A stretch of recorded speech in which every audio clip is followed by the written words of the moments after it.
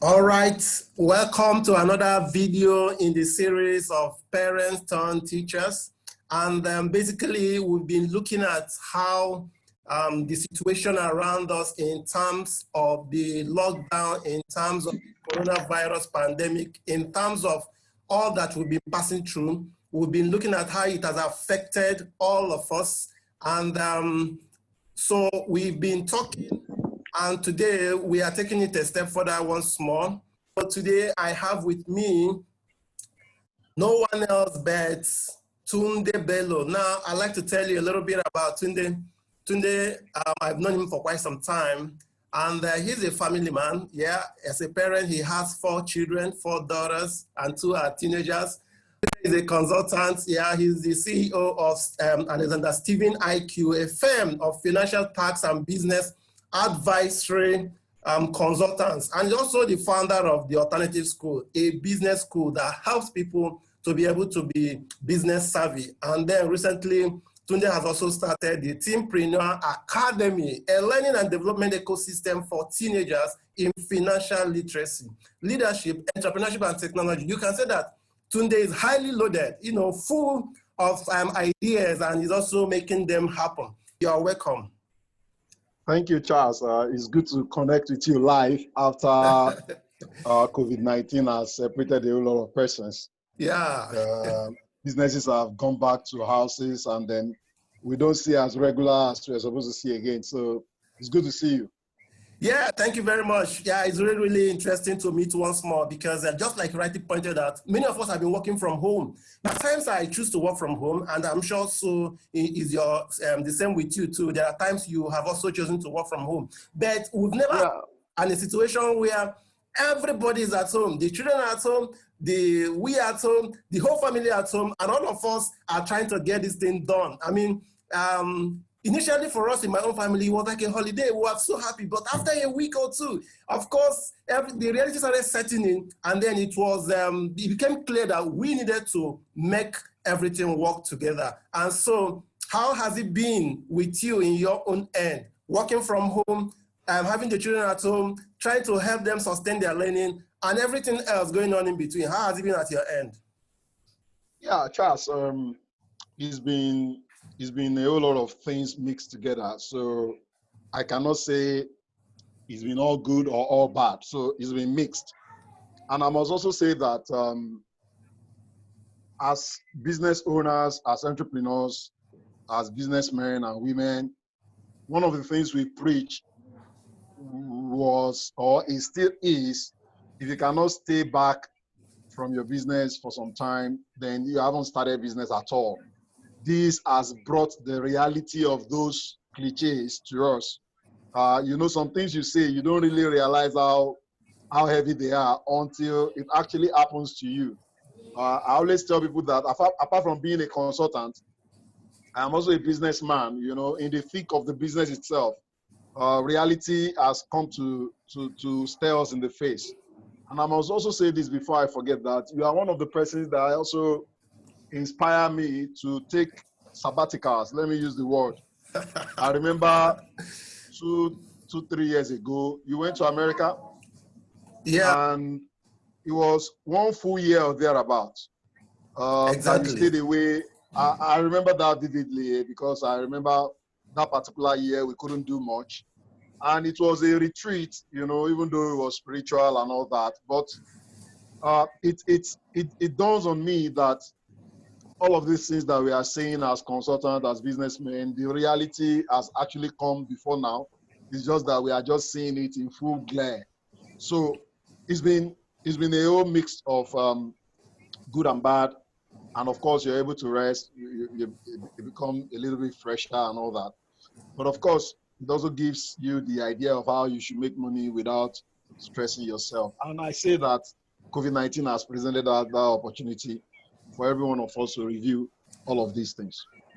Yes, exactly. Taking a leave from work, trying to bond with the family. I think many of us have had quite a load of it within this period.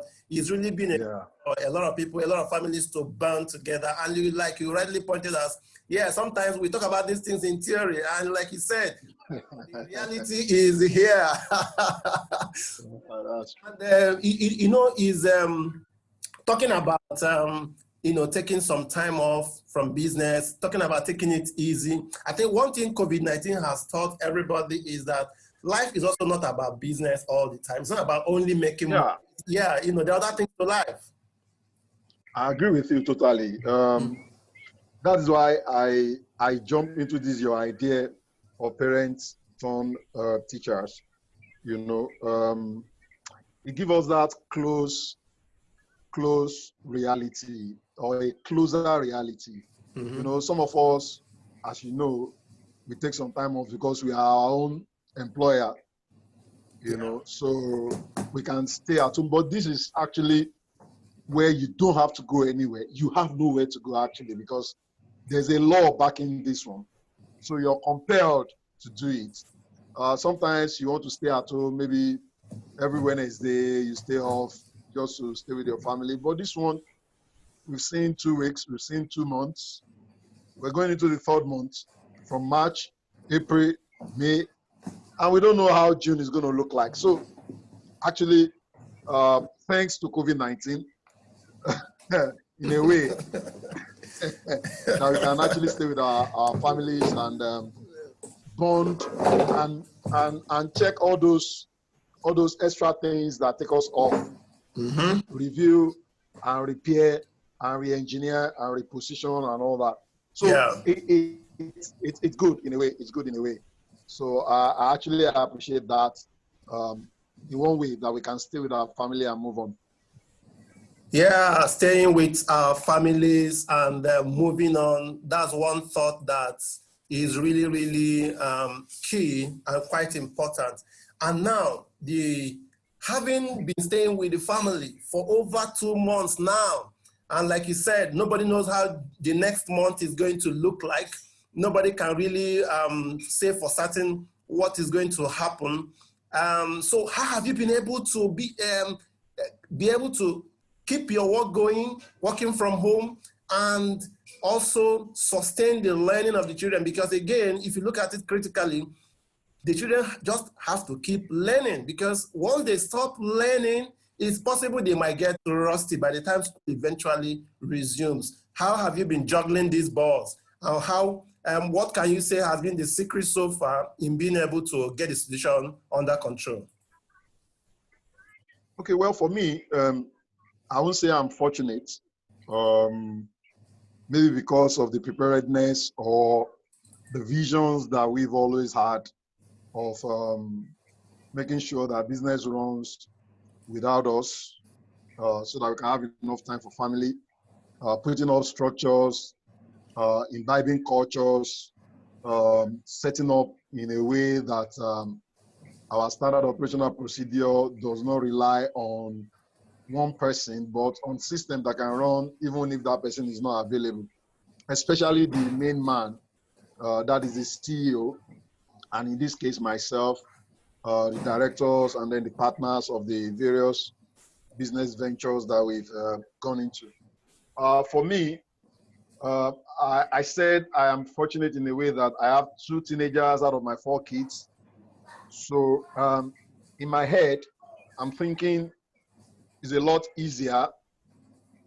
I'm trying to be empathic with those who have little children now, because you have to start first and foremost making sure that nobody goes into where they are not supposed to go to, the kitchen, the gas, the sharp objects, the toilet, keeping everywhere safe for children to be able to stay for that longer period of time, unlike before, where by 8 o'clock, 7 o'clock they're out of the house and they probably come back 4. So you have lesser time for them to have access to dangerous things or unsafe things or things that are not within their age bracket. TV, parental guidelines, food, access to rooms, access to books, access to equipment and tools and all that. So these things are a whole lot. They are a whole lot, So for me, because I have two teenagers that we've been able to train, and because I also run a concern that deals with teenagers, so we've been able to imbibe in them being responsible, knowing how to be accountable, how to think critically before you take any action, knowing fully whether whatever actions you take is going to affect not just you, but others.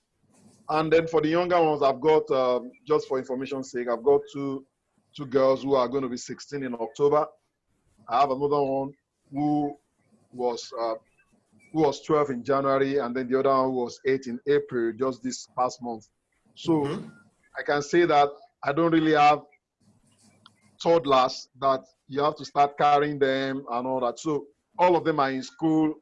They are in one way on autopilot.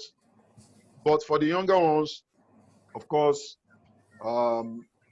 change management in the sense that now you have to attend to them. You now become their teachers academically now. And then academics with technology, because they are no more in physical class. They are now in online classes. It's a whole lot, Charles. It's a whole lot. I'm sorry for those who are not able to seamlessly integrate into the new world order, because you must agree with me that some of us parents are now entering into a foray that is very, very new to us, something that we are never used to. Some of us have smartphones that we're not used to dropping our smartphones for knowledge purposes. We're not used to dropping our smartphones for our children.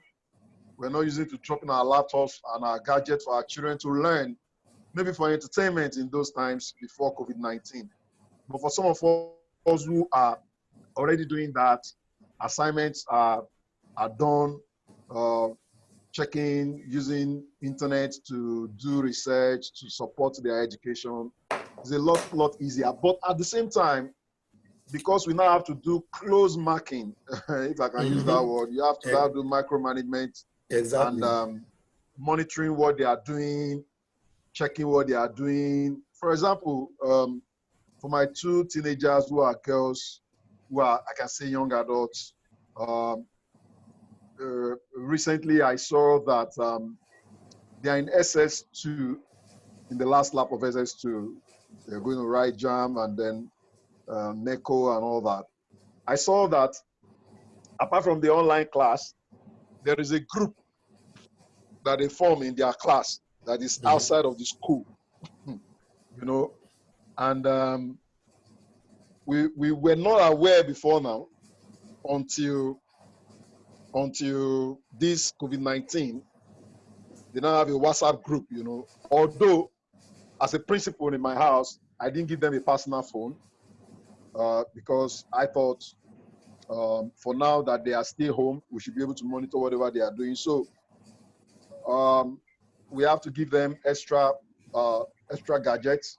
We have to get 3 additional laptops, 2 additional smartphones for them, because 2 of them can be holding one phone, doing their assignment and others, because they are not in the same arm of class. One is in science, the other is in arts.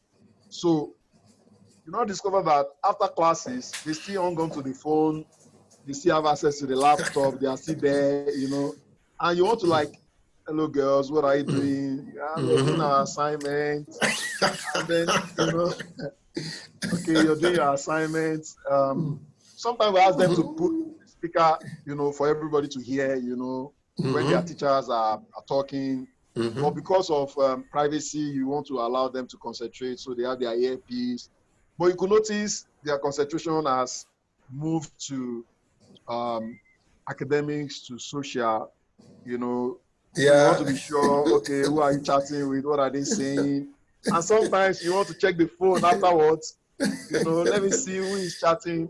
Like yesterday, I just saw a young man saying, reply me, hello, hi, just say hi. And they didn't reply. So, all that is change management. I'm not saying it's bad, don't get me wrong. And I'm not saying these are things that will happen because it's their age, it's their time. Yeah. Their phone in a way, and they need to socialize because, in fact, it's even better because while they're in school, they have about 8 to 4. That's how many hours? Like 8 hours. Yeah, sure. To themselves in their class without our knowledge, without our supervision. Yeah. They can do all sorts. But here now, we can now see them in person. I cannot know, okay, who is Justice, who is Andrew, who is Temitope, who is Justina. You cannot begin to know, okay, Justina is this. And you begin to see them. So this change has brought to us, for us to now put on our intellectuals, our antenna of reasoning, our antenna of logical reasoning, supervision, observation, attention, and it's draining, Charles. It's draining. Yeah. But I must tell you, when you remember that what is draining you now is what will give you peace later on in the years to come, 20 years, 30 years, if we are still alive, you will know that it is something you have to now give your time to. So change management has been something of costly, both financially, emotionally, physically, psychologically, intellectually. You have to up your game. When you ask your child or your words, what are you doing? You have to have that understanding of trust, understanding of questioning, and critically evaluating whether what they've told you is true. Or, I mean, a whole lot. First and foremost, that change management. And I think one way we have done it is to ensure that we, as parents, my wife and myself, we're able to share responsibilities. The phones they are using, we check it every time. The browser history, we give them room to also go on, learn something new. But they should also ask us questions. So we give them that room to ask us questions. It will shock you, Charles, what these children are able to know, even without you knowing that they know those things. Yeah. And then it puts on inquiry parents to be able to up their game, learn, read, pray, receive, divine. I don't know if this is not out of order. Divine anointing.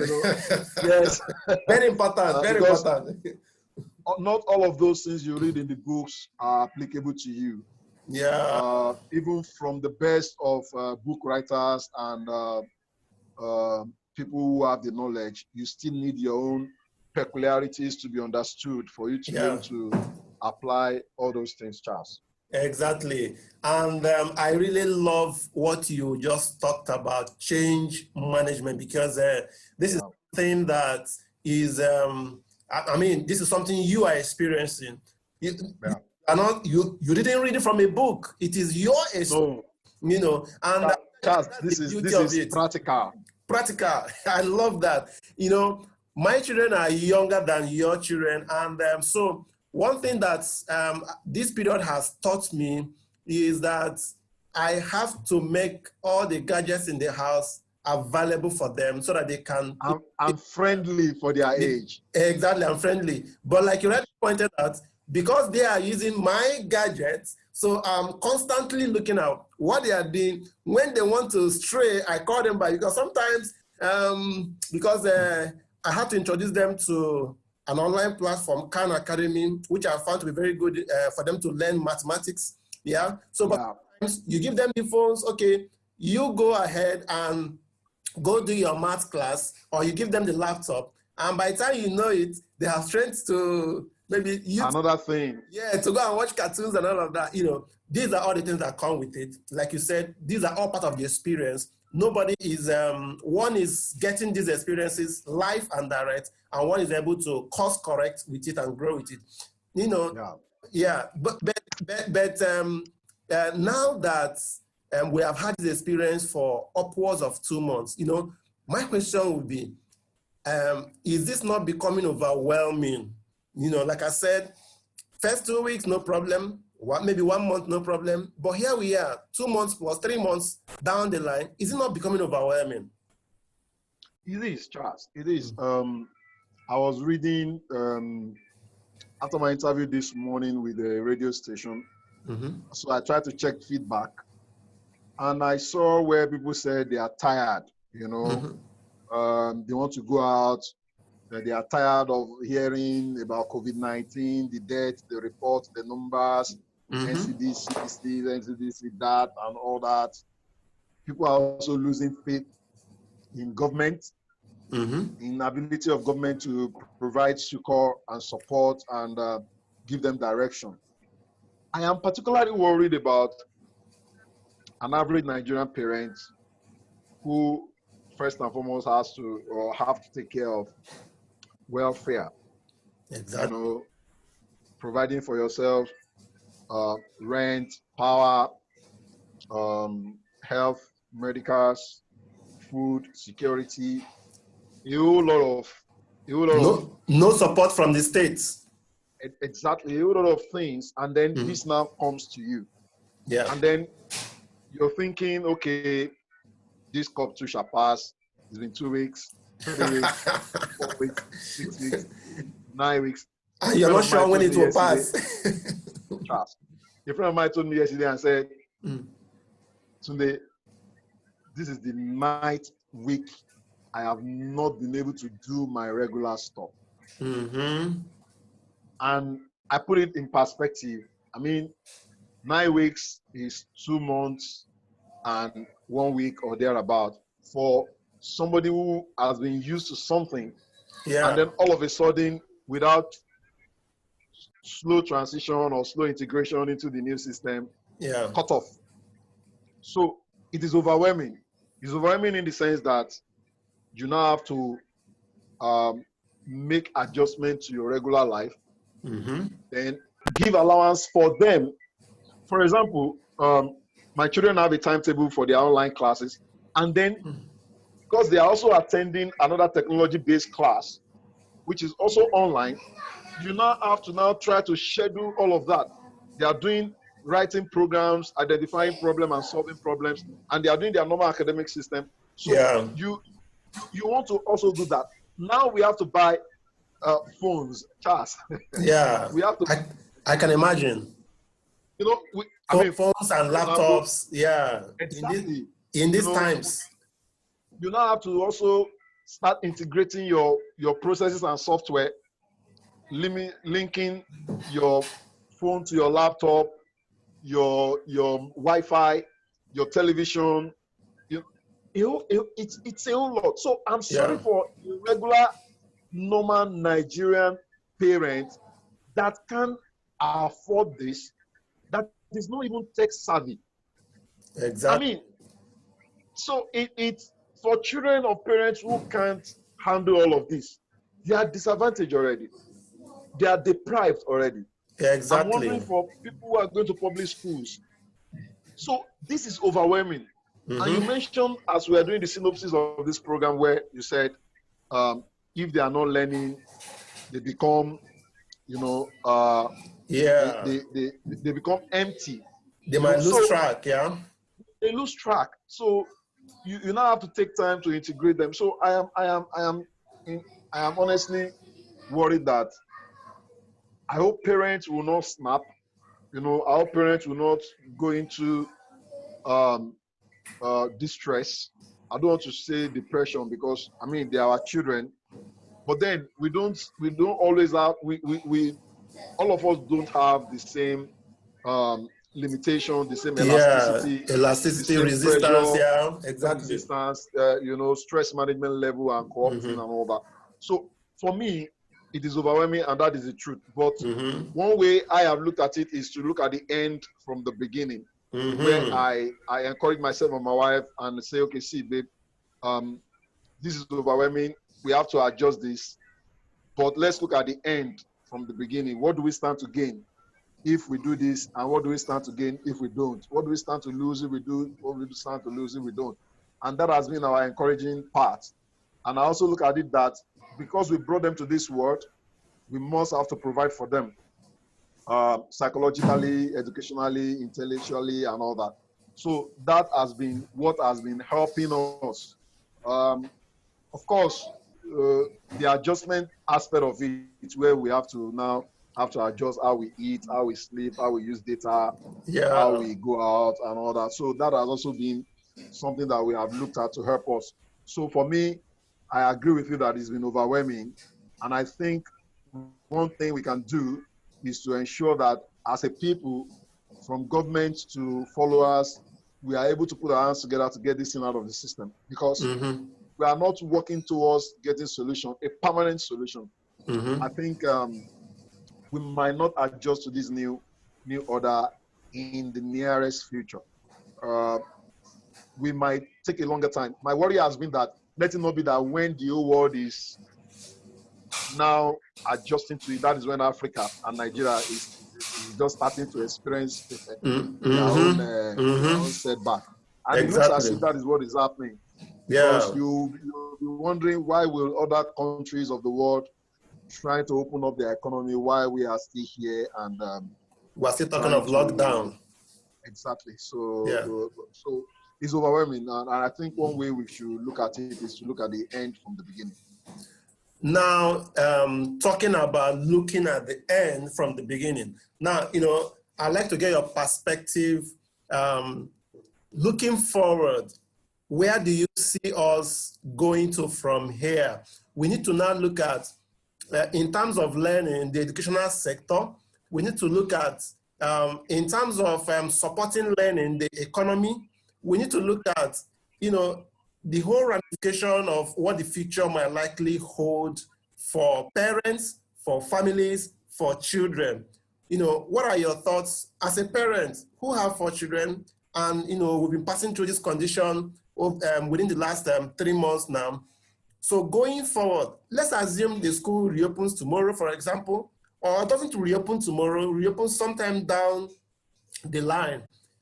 What are the changes you envisage happening, going forward? Charles, is a lot.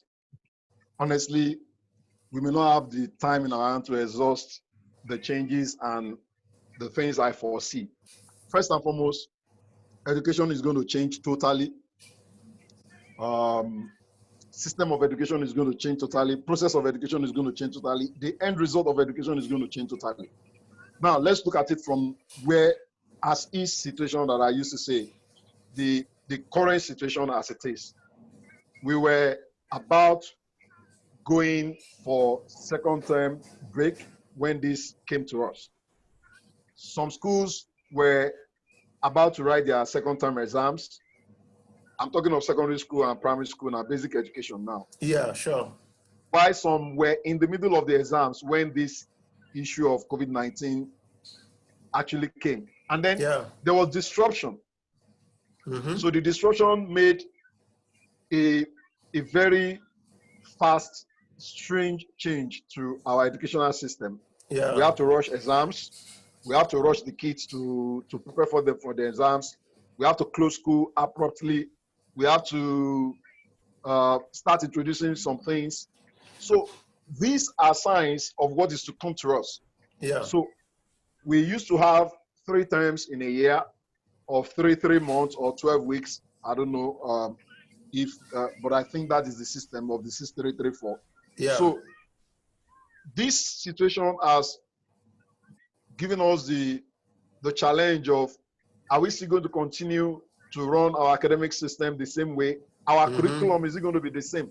Now, the number one thing that this COVID-19 has given to us, or has thrown to us as a challenge, is the issue of technology-based system. Yeah. It's easy for us to interact now using a technology application called Zoom. Yeah. Now, because we have to obey the order of social distancing and commuting. For example, in my school, we have to move from physical training to online training. Yeah. You now have to give the opportunities for everybody that is in that class or in that training program, the opportunity to be part of it. Yeah. If not, you will be leaving some people behind. The same thing is going to apply to the schools. So how many schools are technologically ready to transit into this new order of online system of education, or people sitting down at home?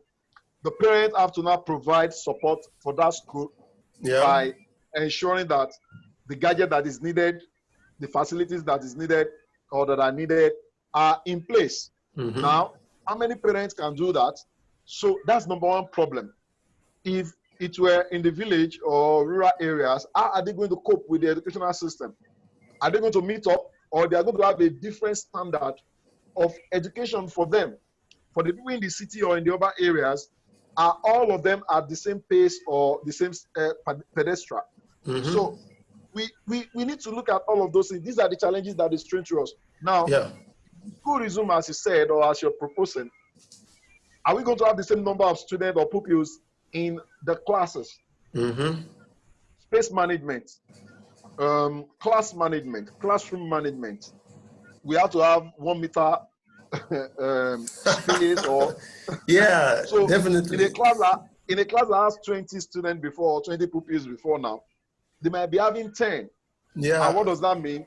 Reduction in income or increase in cost of expansion, physical expansion, and all of that. So this is one of them. You have to also look at the issue of the school itself, how ready they are to deploy this technology to assist in teaching or making sure that these children learn under conducive environment. Are all children psychologically and mentally ready for handling software, handling gadgets, are they ready? Are they prepared? Some children are disadvantaged, disabilities, some can't face cameras, some can't face flashes. You know, all these things are part of the challenges that this is throwing to us. For example, some children that are used to one-on-one teaching and learning because of their capabilities and disadvantages. We're now going to have them learn through visuals. Are they going to cope? Some need that physical attention. For those who are deprived of some normal birth. Do you understand what I'm saying? So there's a whole lot. Then you have to look at the issue of fees, school fees. Is it going to be the same? Is it going to be higher? Is it going to be lower? Is it going to remain average or all that? That is another area. Then moving forward, commuting, movement, transportation is never going to be the same again. There is this consciousness of sitting beside people, staying with somebody. See, we need to now look at it as a national issue. So what are the policies that are coming out now as regards education? Is government saying anything? Is government giving us new regulations, new framework? Are we going to be doing 3 times a year again? Can we homeschool our children if we don't feel comfortable sending them back to schools where others are because we're not sure of anybody's health? Are we going to have access to somebody's health report or medical report that, okay, it is safe to sit down with this person? There is going to be litigation, there's going to be fights, there's going to be misunderstanding, there's going to be stigmatization, there's going to be a whole lot. So this is the time we now have to look at the issue of parents being contributors, educators being contributors, consultants being contributors, government being contributors, and legislations, all of that, to help us. I mentioned the issue of technology. It's going to be the way forward. But are we really, really ready? That's a big question. Are we ready for this? And if we are ready, how ready are we? At what rate can we say, okay, we are good to go? Or at what standard can we say we are good to go? So there's a whole lot, Charles, and I think parents will suffer most in all of this because you have to prepare your children. I mean, the teachers are not even physically available again. You know, and that's why you say we are now parents. Parents have turned to teachers, yes. So all of us are trained teachers or to be with children. We are parents, quite all right, but passing knowledge, passing educational information is a totally different thing from being just a parent, because Yeah. do you want to show the same kind of love that you have for them as parents while you're teaching them, or you want to have to go and learn about cognitive abilities and capabilities, quantitative techniques, mathematics, further math, or not? Yeah. It's a whole lot. So the challenges are numerous, but at the same time, it presents us the opportunity to have a better country. You know, I see it as an opportunity to have a better country. If we are really, really serious, then we should call an assembly, pardon my Christian language, we should call an assembly of soberness, you know, where all of us have to be sober. Exactly. and sit down and think deeply, you know, to look at it and say, are we really ready? Or we are just playing to the gallery? Yeah, that's the big question. Are we really ready? And I tell you that question is a whole lot. It's going to take quite a lot to be able to dig in deep and explore, and being able to really, really go to the length and breadth and depth and height of that question. And in fact, I like to say here right away that we are going to really have you back on this program to explore this concept. Are we ready? Are we ready for what is coming? Are we ready for the new wave of education that is coming? Are we ready to launch our children into the future that is before us? Are we ready for the economic crisis that is already here? It's already here. And the dangers.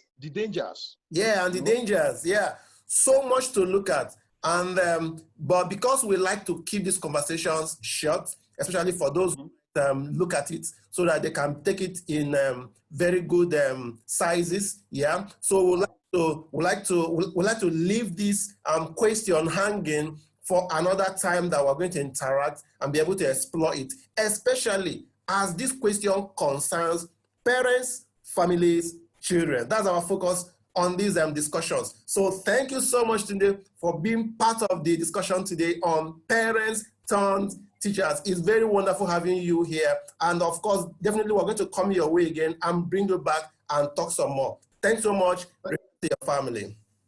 Thank you very much, Charles. I appreciate this, and I hope that we all put hands together to support this project and make sure that every one of us learn one or two things and contribute. And I'll be willing to come back again, as you said. Thank you very much for the time. Thank you. And wherever you are seeing this from, like we just promised, we are definitely going to come your way again to explore that hanging question. Are we ready for what is ahead of us? So it's a pleasure. We'll see you in the next video. Bye-bye for now.